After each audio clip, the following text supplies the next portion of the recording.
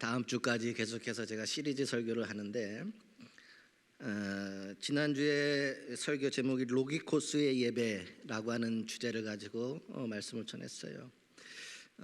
다 잊어버리셨을까 봐서 제가 한 번 더 복습을 해드리도록 하겠습니다. 우리 한국교회가 부활절까지의 어떤 그 절기를 지키는 데까지는 참 잘하는데 정작 부활 이후에 부활에 참여한 성도들이 어떻게 살아야 되는지에 대해서는 실은 부활절 예배로 우리가 끝을 맺고 다시 돌아가는 경우가 얼마나 많은지 모릅니다. 그래서 저는 첫 번째 지난주에 부활 이후에 부활에 참여하는 그리스도인들이 드려야 될 참된 예배가 뭐냐, 삶으로 드려지는 예배가 무엇인가, 어떤 예배와 삶을 살아야 되는지에 대해서 로기코스의 예배에 대한 이야기를 로마서 12장 1절에 하고 있어요. 그래서 로기코스의 예배라고 하는 것은 무엇이 옳은지, 무엇이 하나님을 진정으로 기쁘시게 해드릴 수 있는지, 무엇이 참된 그리스도인의 삶인지 말씀과 함께 고민하여 가장 합당한 것으로 드리는 신앙의 행위, 신앙의 삶, 삶의 예배를 의미하는 것이 로기코스의 예배다, 이렇게 말씀을 드렸습니다. 이 로기코스라고 하는 것은 로마서 12장 1절의 말씀은 우리가 드려야 될 영적 예배라고 말씀드렸는데 실제적으로 이 영적이라고 하는 것은 헬라어의 로기코스, 그래서 영적이라는 말은 표현이 잘못된 표현이고 영어적 표현이고 실제적인 것은 말씀에 합당한이라고 하는 뜻이에요. 그러니까 우리가 앞으로 부활 이후의 삶은 그리스도인들이 말씀에 합당한 예배를 드리는 신앙적 행위로 살아가야 된다라고 하는 사실을 말씀하고 있습니다. 특별히 이 삶의 예배가 되는 것은요, 그 중요한 세 가지를 말씀을 했는데, 첫 번째, 몸을 살아있는 제물이 되게 하는 것, 내 몸을 산 것으로 하나님 앞에 드리는 것. 이것이 뭐냐? 이제는 죽은 자처럼 살아가는 신앙이 아니라, 죄와 악의 인생을 사는 것이 아니라 생명을 살리시는 성령의 법으로 사는 것을 이야기해요. 더 이상 죽은 신앙이 아니라 살아있는 믿음의 역사와 믿음의 능력이 나타나는 생명의 성령의 법으로 살아가는 예배, 이것이 하나님께서 받으시는 로기코스의 예배. 두 번째, 몸을 거룩한 제물이 되게 하는 것, 이렇게 이야기했어요. 이 말은 내 몸을 거룩하게 사용하라는 겁니다. 우리가 하나님 앞에 예배 드릴 때에 우리의 이 몸을 하나님 앞에 거룩하게 사용하라고 하는 것입니다. 다시 예전의 모습으로 돌아가 세상 사람들이 살아가는 그 삶의 방식이 아니라 하나님께서 우리에게 주신 생명의 말씀의 성령의 법에 합당하게 거룩한 몸으로 살라는 거예요. 마음만 착하게 살지 말라는 얘기가 아니라 우리의 육신의 몸까지도 하나님께서 기뻐하시는 몸으로 거룩하게 사용하는 것이 하나님께서 기뻐 받으시는 부활에 참여하는 참된 예배의 삶을 로기코스의 예배의 삶의 두 번째인 것입니다. 세 번째는 몸을 하나님이 기뻐하시는 제물이 되게 하라, 이렇게 이야기하고 있어요. 이것은 뭐냐? 내 몸, 내 삶 전체가 하나님의 뜻을 잘 분별하는 삶을 사는 것을 의미한다는 거예요. 내가 살아있는 생명의 이 모든 삶의 날 동안 거룩한 하나님의 뜻을 분별하여 살으라는 이야기입니다. 함부로 살지 말라라는 이야기입니다. 이 이야기는 하나님 앞에 내 생명, 내 존재, 내 일생, 내 모든 것을 전부를 하나님 앞에 드려지는 삶을 살아가는 것이 부활신앙에 참여하고 부활신앙으로 드려지는 예배의 삶이 되어질 줄 믿습니다. 그것이 헬라어 로기코스예요. 로기코스. 이 로기코스라고 하는 것은 로고스라고 하는 말씀에서 파생되어진 말씀입니다.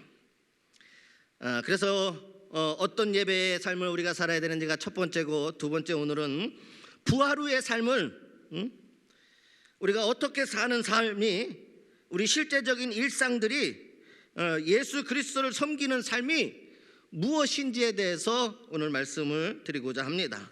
특별히 예수 그리스도를 섬기는 그 방법, 우리가 오늘 오직 예수 그리스도 한 분만을 섬기는 인생이 되어지기를 주님의 이름으로 소망합니다. 그런데 이 섬김이라고 하는 것은요, 우리가 예수 그리스도를 섬기는 방법은 세상에서 섬기는 방식과는 조금 차원이 달라요. 주님은 나만을 바라보고 나를 섬기는 삶을 나에게 온갖 것 이렇게 하는 것이 아니라 세상에 나아가서 너희가 내가 살았던 것처럼 내 영광에 너희들도 참여하고 너희도 내가 살았던 것처럼 이 세상을 향하여 나아가서 섬김의 삶을 살아라. 세상의 방식과는 다르다라는 거예요.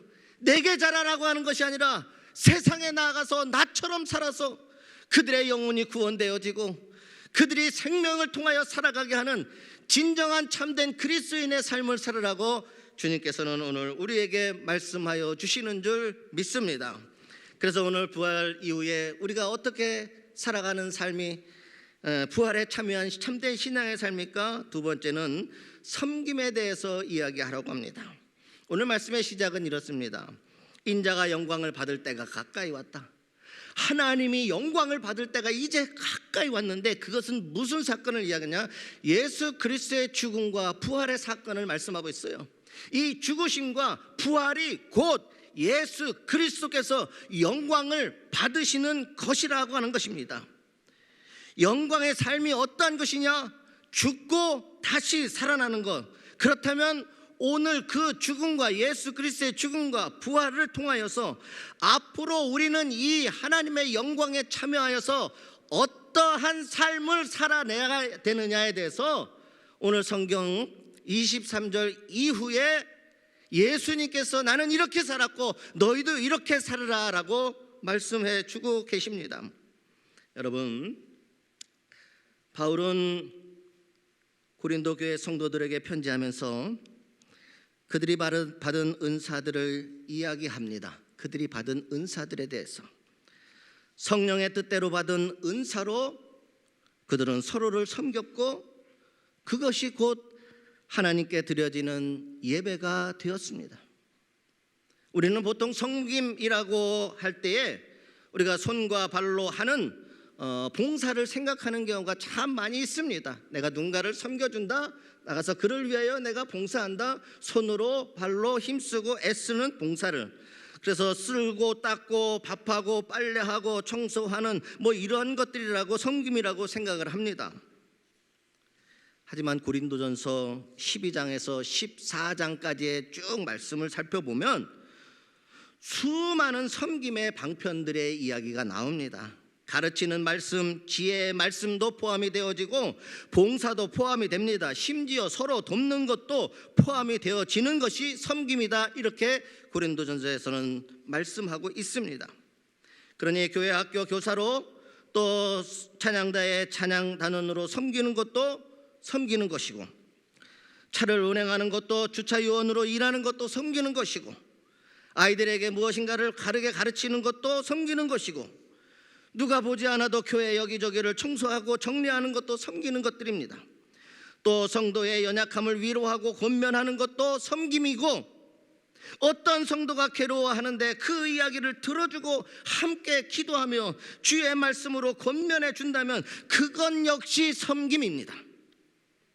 상을 닦는 것도 섬김이고, 성경의 말씀을 가르치는 것도 섬김이고, 우리가 모이기에 힘쓰는 건 역시 서로에게 격려가 되고 힘이 되는 섬김입니다.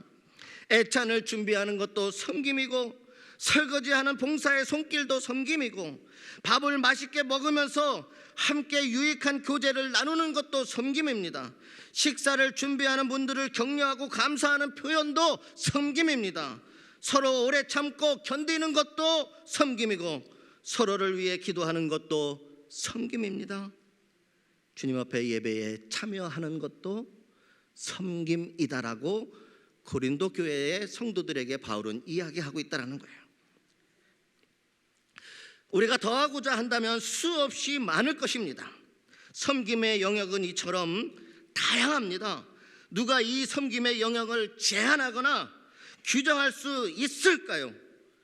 하나님을 섬기는 일이라면, 하나님께 영광을 돌리는 일이라면, 성도에게 유익이 되는 것이라면 그것이 주님께서 우리에게 오늘 말씀하시는 섬김입니다. 내 삶을 통하여 하나님에게는 영광이 되어지고 사랑하는 성도들과 이웃들에게는 유익이 되어주는 그 삶을 사는 게 곧 섬김의 삶이다라고 예수님은 말씀하고 있다라는 겁니다.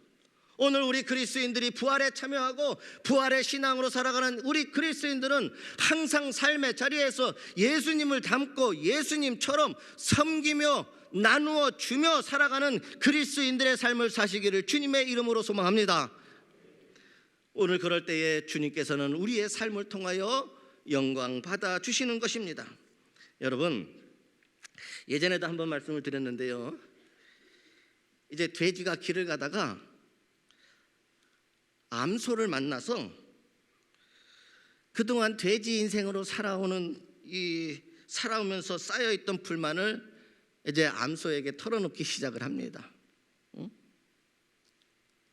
이제 돼지는 그렇게 이야기를 해요. 이렇게, 나는 죽어서 사람들에게 살코기와 베이컨을 제공하고 심지어 내 발까지도 맛있는 먹거리로 사람들에게 주는데, 그렇죠? 여러분 다 지금 드시고 사시는 것이에요. 온몸, 하다못해 내 발도 사람들에게 맛있는 걸 주는데, 앞발이 맛있을까요? 뒷발이 맛있을까요? 앞발이 1,000원 더 비쌉니다. 부드럽대요. 어쨌든지 간에 깨끗이 씻어서, 어쨌든 이 돼지는 뭐 불만에 쌓여있는 걸 이제 암소로 만나서 이야기하는 거예요. 나는 이렇게 사람들을 위해서 내 몸뚱아리 다 주고 말이야, 하다못해 내 발도 말이야 다 사람들에게 내주는데, 사람들은 왜 나보다 너를 더 좋아해? 이 암소에게 그동안 쌓였던 불만을, 왜 나는 이렇게 모든 것을 다 희생해서 주는데 왜 사람들은 나보다 너를 더 사랑해주고 너를 더 좋아하냐고. 그러자 암소가 이렇게 대답을 합니다. 이유가 있지. 너는 죽어서야 유익한 것을 제공하지만 나는 살아있는 동안에도 유익한 우유를 나누어 주거든. 너는 살았을 때는 네 배만 디륵디륵, 근데 나는 내가 먹은 것도 다 살아서도 누군가에게 유익이 되어서 나눠주지 않느냐. 그러니 사람들이 나를 더 사랑하고 나를 더 좋아할 수밖에 없는가. 여러분, 섬김도요, 어떻게 섬기느냐에 따라 달라집니다. 제가 차마 앞에 있던 친구 얘기는 못하겠어요. 뒤에 있는 친구와 같은 섬김의 삶이 있기를 주님의 이름으로 소망합니다. 진정한 섬김은 살아있는 동안에 이루어지는 섬김이에요. 그래서 여러분, 인생은 섬김을 참 잘해야 됩니다. 잘 섬기는 사람이요, 잘 사는 사람이에요. 잘 섬기는 사람이 이기는 사람입니다. 잘 섬기는 사람이 성공한 사람이에요. 잘 섬기는 사람이 행복한 사람입니다. 행복하지 않은 사람이 어떻게 누군가를 섬길 수 있겠어요? 내가 이 세상을 이기고 내가 잘 살고 있고 그래서 내가 멋진 인생을 살고 있기에 나는 더욱더 많은 것으로 이 세상과 사람들에게 섬길 수 있는 인생을 살게 되어질 줄 믿습니다. 그러니 내가 잘 섬기고 있다면 나는 유익한 인생을 사는 것이고 잘 사는 것이고 성공한 것이고 행복한 삶을 살고 있는 것입니다. 예수님께서도 이 땅에 오셨을 때에 내가 이 땅에서 섬김을 받으러 온 것이 아니라 오히려 섬기러 왔다라고 주님께서는 당신의 인생에 대해서 말씀해 주셨다라는 것입니다. 여러분, 미국의 속담 중에 이런 이야기가 있어요. 착한 사람은 꼴찌가 된다. 착한 사람은 꼴찌가 된다.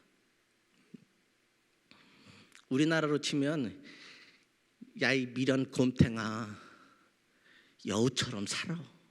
무슨 의미인지 다가오시죠? 너 그렇게 살아도 되겠어? 좀 여우처럼 말이야, 아주 약삭 빠르게 말이야, 아주 그렇게 살지. 이 세상 그렇게 순진하고 착하고 곰처럼만 산다고. 앞에 큰 거 하나 있잖아요.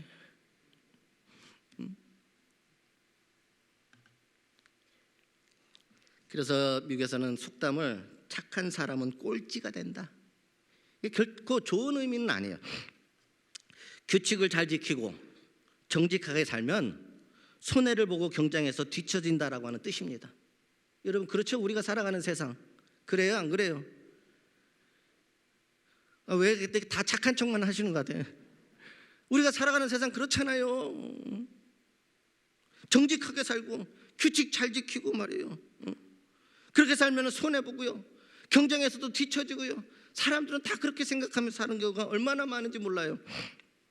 그런 의미에죠. 직장에서 좋은 마음으로 동료를 도와주면 이를 당연하게 생각하고 계속 도움을 요청합니다. 도움받는 게 당연하다고 생각하는 사람들이 참 많이 있어요. 무한 경쟁의 사회에서 착하게 살면 남에게 이용만 당하고 사기당하기 쉽습니다. 그렇죠? 고개라도 끄덕거리세요. 무한 경쟁에서 우리가 살아가는 현실이 그렇단 말이에요. 현장이 그렇단 말이에요.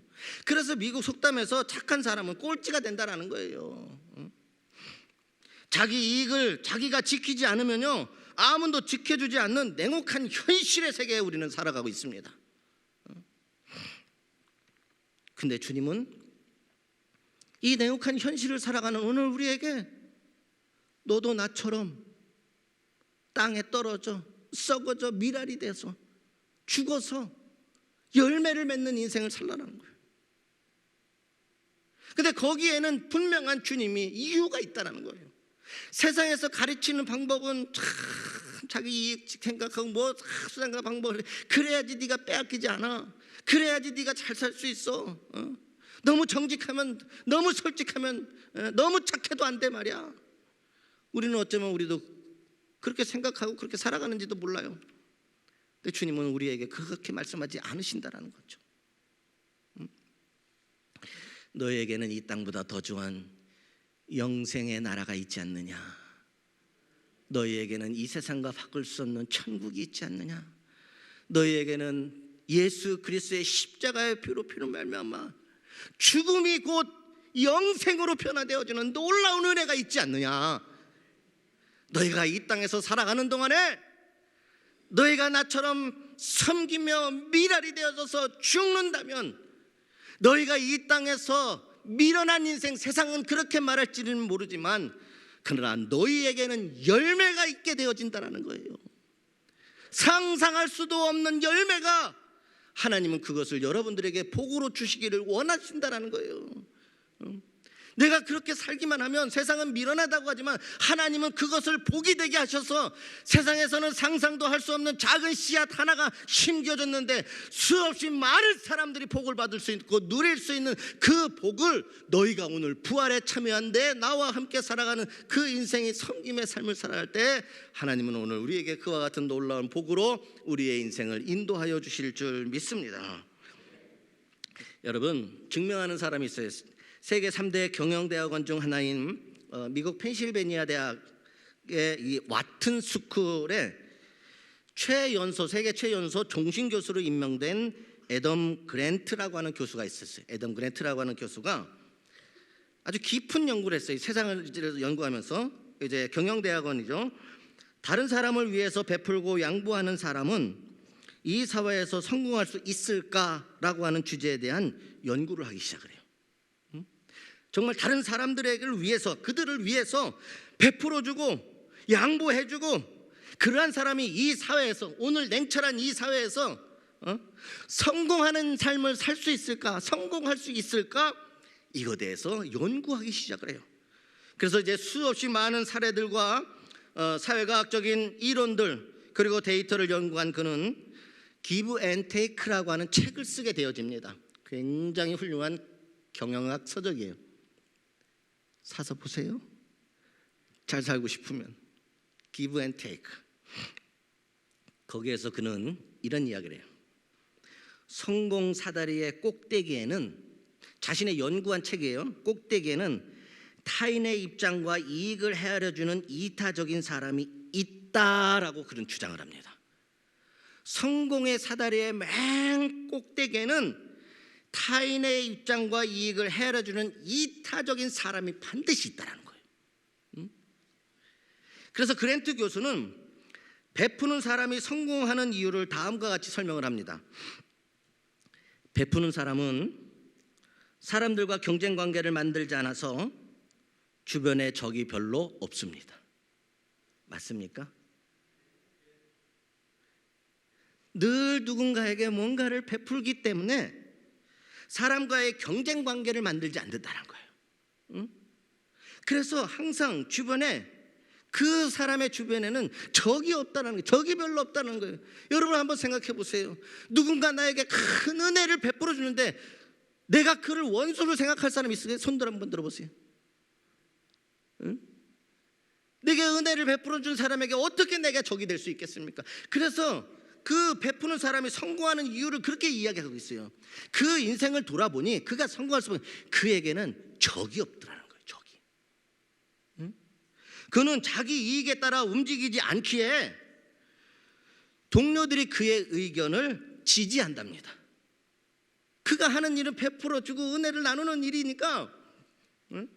자기 이익에 따라서 움직이지 않아요.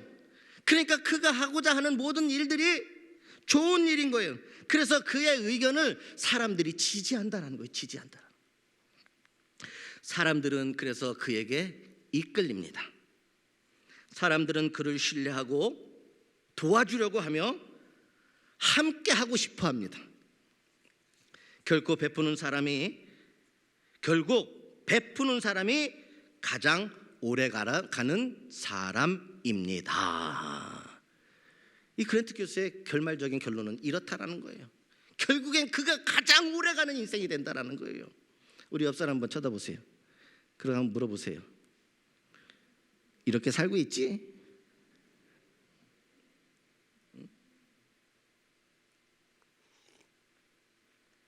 여러분 인생 가운데 적이 없기를 주님의 이름으로 소망합니다. 여러분의 인생의 이익이 아니라 여러분의 의견이 지지되어지는 삶이 되기를 소망합니다. 여러분들을 따르고 여러분을 신뢰하고 결국에 가서 보니 함께 도와주고 싶은 사람, 베푸는 사람이 가장 오래가는 사람이다라고 하는 결론을 내렸습니다. 여러분. 근데 이게 이 그랜트 교수의 의견만은 아니에요. 여러분, 자기 이익만 챙기는 이기적인 사람보다 다른 사람을 도와주고 베푸는 사람이 더 형통한다라고 하는 사실을 성경 여러 곳에서 기록되어져 있다라고 하는 사실이에요. 예수님께서 나를 섬기는 이라고 하는 그 의미는 나에게만 뭔가 갖다 바치고 그런 거 하는 거 아니라는 거예요. 내가 산 것처럼 내가 섬긴 것처럼 너희도 세상을 향하여 나아가서 누군가에게 도움을 주고 베푸는 삶을 살면 그 복음 안에서 부활 신앙과 믿음으로 섬기는 삶을 살면 더 형통케 되어지는 삶을 살게 되어질 것이다. 주님은 오늘 우리에게 말씀하고 계신 것이에요.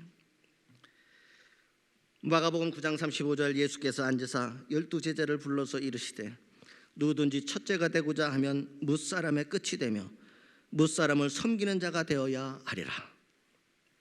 사도행전 20장 35절에 범서에 여러분에게 모본을 보여준 바와 같이 수고하여 약한 사람들을 돕고 또 주 예수께서 친히 말씀하신 바 주는 것이 받는 것보다 복이 있다 하심을 기억하여야 할지니라. 주님께서 친히 말씀하신 바. 그래서 우리 기독교 그리스도인의 부활신앙으로 살아가는 인생은요, 미랄의 인생, 썩어지는 인생, 희생의 인생이지만 오히려 그것을 통하여 형통케 되어지고 또 열매를 맺게 되어지는 인생으로 부활의 역사가 나타나는 능력의 인생으로 살게 되어질 줄 믿습니다. 이것을 달라는 인생, 뺏으려고 하는 인생이 아니라 작은 것 하나도 예수님처럼 희생하고 나누어주는 삶, 이 땅에 그래서 그리스도인들이 세상의 소망이 되어질 때 우리가 살아가는 이 세상은 참 살만한 세상 될 것입니다. 예수 그리스도인들이 이 땅의 소망, 하나님의 몸된 교회가 이 땅의 소망이 되어지는 것, 여러분이 예수님처럼 부활에 참여하여서 예수님의 영광을 위해서 죽으심과 부활에 참여하고 내가 미랄이 되어 썩어져서 열매를 많이 맺는 것처럼 너희도 그렇게 살아갔던 것처럼 그와 같은 인생을 오늘 부활의 신앙으로 우리는 살아가야 될 줄 믿습니다. 예수님은 우리에게 나누고 베풀고 섬기는 삶을 살라라고 말씀하십니다. 섬기는 자가 높아질 것이고 주는 자가 복을 받을 것이라고 약속하셨습니다. 예수님은 이렇게 말씀만 하신 것이 아니라 친히 섬김과 희생의 모델이 되어 주셔서 그것이 어떤 모습인지 우리에게 직접 보여주셨습니다. 우리가 믿는 하나님이 어떤 분이신지 잘 보여주는 말씀이 오늘 말씀이에요. 요한복음 12장 24절. 내가 진실로 진실로 너희에게 이르노니 하늘의 밀이 땅에 떨어져 죽지 아니하면 한 알 그대로 있고 죽으면 많은 열매를 맺느니라. 잘 보세요. 이 말씀에서 보면 한 알의 밀은 누구예요? 옆 사람? 앞 사람? 나예요. 나. 한 알의 밀. 근데 여러분 잘 아셔야 돼요. 주님께서는 우리에게 모두에게 생명의 씨앗을 주셨다는 거예요. 누구에게나 생명의 씨앗을 주셨어요. 근데 한 알의 밀이 땅에 떨어져 중요한 게 죽지 아니하면이라는 거예요. 똑같은 부활에 참여하는 신앙의 삶을 살지만 그 부활에 참여하여 살아갈 때 내가 인간적인 어떤 모든 것들이 죽지 않으면 문제는 뭐냐? 한 알 그대로 있다라는 거예요. 그냥 날마다 세상 말로 치면 그 나물이 그 밥 아닌가요? 늘 그대로 있다라는 거예요. 하나님이 주신 것을 받았는데 그대로 있다라는 거예요. 응? 죽으면 어떻게 되느냐? 많은 열매가 맺히느니라. 열매는 누구의 것이에요? 미랄의 것이라는 거예요. 미랄의 것. 열매는 나의 것이라는 거예요. 나의 것. 그렇기 때문에 주님은 부활에 참여한 이 섬김의 삶, 예수님처럼 살아가는 삶, 나를 희생하고 나를 죽이고 세상의 방식과 세상의 방법이 아니라 영원한 하나님의 나라의 소망으로 살아가는 그리스도인들은 이 세상의 소망이 되어지고 열매가 되어지고 이 땅의 교회들이 많은 사람들에게 소망이 되어지기를 주님의 이름으로 소망합니다. 여러분, 세상의 모든 종교는 인간이 신을 위해서 제사를 드리고 생명을 바칩니다. 그렇죠? 세상의 모든 종교는요, 인간이 신을 위하여 제사를 드려요. 그리고 신을 위하여 생명도 바쳐요. 모든 것 다 바쳐요. 세상의 모든 종교는요, 인간이 신을 위해서예요. 신을 위해서. 하지만 우리 하나님은 반대라는 거예요.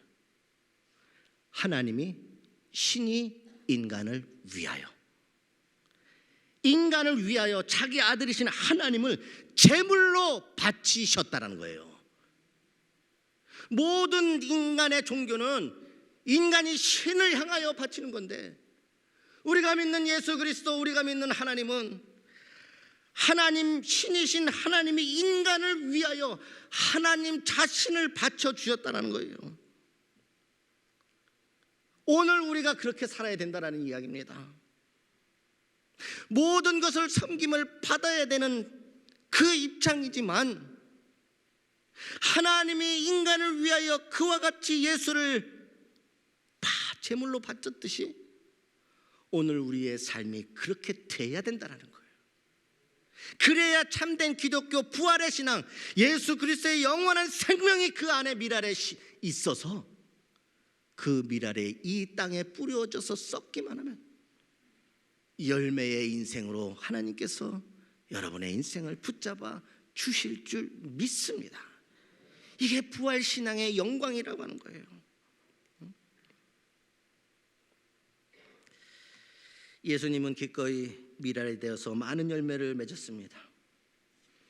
죽으심으로 생명을 살리셨습니다. 그러므로 예수님을 구주와 주님으로 믿고 따르는 우리도 자기를 부인하고 섬김의 삶을 살아야 할 줄 믿습니다. 통나무집에서 태어나서 자란 한 그리스도인이 35년 동안 이제 다른 곳에, 예로 치면 우리 양양에서 살다가 통나무집, 예쁜 원두막집, 우두막집 같은 통나무집에서 태어나서 살다가 이제 어른이 되어서 이제 도시로 나아가서 다른 곳에서 살다가 이제 노년이 되어서 어린 시절 집으로 다시 돌아옵니다. 예. 이게 양양의 특징이죠. 꼭 제가 그래서 양양분들을 연어의 인생이다 이렇게 얘기해요. 연어의 인생. 나가서 세상 다 온 세상 바닷가 다 돌아다니다가 때 되면 돌아와요. 양양분들이 정말 꼭 그래요. 저도 양양 사람입니다. 양양 군민이에요. 무시하지 마세요. 저 절대로 도시에서 왔다고 도시 사람 아니에요. 저는 주민등록이 여기로 돼 있어요. 양양 군민. 그래서 이 크리스천 이분도 이렇게 살다가 도시에 나가서 마음껏 세상 살면서 오다가 이제 다시 노년이 되어서 어린 시절 살던 집으로 돌아왔어요. 이제 돌아와서 보니까 오랜 시간 사람이 살지 않아서 황폐해진 오두막을 향해 이제 걸어 올라가면서 어렸을 때 농장을 가로지르는 개울을 따라서 몇 개의 호두를 심었던 것이 기억이 났어요. 올라가는데 저 개울 농장 근처 옆에 개울이 쭉. 여러분 이해를 좀 빠르게 하기 위해서 남대천 근처에 호두를 이제 심었어요. 어렸을 때 추억에 막 호두를 심었어요. 그게 기억이 난 거예요. 문득 기억이 났습니다. 그래서 냇가로 달려갔어요. 냇가로 달려가 봤을 때 그는 오뚝 쏟아 있는 아름답게 줄지어 서 있는 호두나무를 그곳에서 발견하게 되어집니다. 그 순간 문득 또 다른 생각이 나요. 뭐냐? 나 혼자만 몰래 먹으려고 숨겨뒀던 다락방 안에 몇 개의 호두를 숨겨 놓았던 것이 생각이 난 거예요. 응? 이제 나만 잘 먹어야지, 맛있게 먹어야지. 우리 엉아가 뺏어 먹으면 안 되니까. 응? 그래서 다락방에다 몰래 나만 아는 곳에 그 호두를 몰래 숨겨 놓았던 것이 문득 생각났어요. 그리고 그것들은 어떻게 됐을까? 여기 시냇가 옆에 심겨진 이 호두들은 멋진 나무가 되어서 주렁주렁 호두가 열리는 열매가 되어졌는데 거기 그 다락방에 내가 숨겨뒀던 그거는 어떻게 됐을까 궁금했어요. 그래서 이제 달려와서 껌껌한 다락방 위로 올라갑니다. 이곳저곳을 뒤집니다. 정말 호두가 내가 숨겨놓은 그대로 거기 그 장소에 그대로 있었습니다. 그러나 여러분, 얼마나 큰 차이일까요? 숨겨놓았던 것들은 그저 말라버리고 먼지가 덮인 호두에 불과했어요. 이제는 더 이상 먹을 수도 없어요. 심어 두었던 것들은 무성하게 자란 푸른 나무들이 되어 있었고, 심지 않고 숨겨두었던 것은 결국에는 말라 비틀어져서 그것조차도 쓸모없는 것이 되어졌다는 겁니다. 그리스도인들의 섬김이 이와 같습니다. 나는 무심코 작은 것 하나를 심었지만 주님은 그것이 나무가 되게 하시고 열매가 되게 하셨어요. 근데 그것을 나를 위하여, 나만을 위하여 숨겨뒀던 것은 결국에는 시간이 지나고 보니 나조차 먹을 수 없는 말라 비틀어진 호두가 되어버렸다는 거예요. 오늘 여러분들의 작은 섬김, 손과 발로만 하는 게 섬김이 아니에요. 여러분들이 하나님의 영광을 위하여, 우리 사랑하는 이웃들에게 유익이 되기 위하여, 나도 복음의 십자가로 살아가기 위하여 살아가는 모든 삶은 섬김이 되어지는 거예요. 예수님이 말씀하십니다. 한 알의 밀이 땅에 떨어져 죽지 아니하면 한 알 그대로 있고 죽으면 많은 열매를 맺느니라. 땅에 떨어져 생명이 아무리 그 밀알에 생명이 있어도 그 밀알이 죽지 아니하면 쓸모가 없다는 거죠. 죽는 게 뭡니까? 돈이 많아서 누군가에게 섬기는 것이 아니에요. 마음이 있는 사람이 누군가를 섬기더라고요.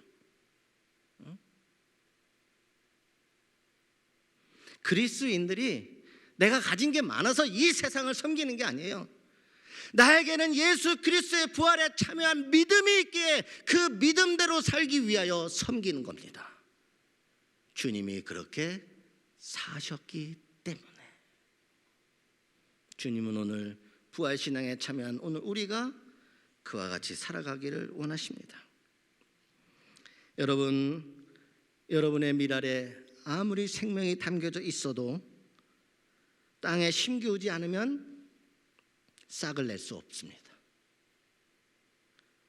오늘 이 세상 가운데 나아가 이 땅에 심기워지고 썩어지고 나를 희생했어도 예수님처럼 예수님과 같이 예수님의 닮은 모습으로 살아갈 때에 이 땅에서 열매의 축복, 형통의 축복, 하나님의 은혜를 받고 살아가는 그리스도인이 되어질 줄 믿습니다. 그러니 섬김의 자리는 어떻게 해서든지 간에 함께 참여하고 함께 나누고 함께 베풀고, 부활신앙으로 사는 여러분은 지금까지 믿음 안에서 어떤 그리스도인으로 살고 있습니까? 섬김은 주님을 따르는 삶입니다. 섬김은 주님처럼 사는 삶입니다. 섬김은 그리스도인들이 살아야 하는 삶입니다. 섬김을 통하여 오늘 말씀하셨습니다. 나를 섬기려면 나를 따르라. 나를 따르는 자는 그를 귀히 여기시리라. 나를 섬기는 자를 귀히 여기신다. 나를 섬기는 게 뭐예요? 예수님에게 뭐 갖다 바치라는 이야기가 아니라 여러분이 예수님처럼 섬김의 삶을 살라는 거예요. 그게 세상의 방식과는 달라요.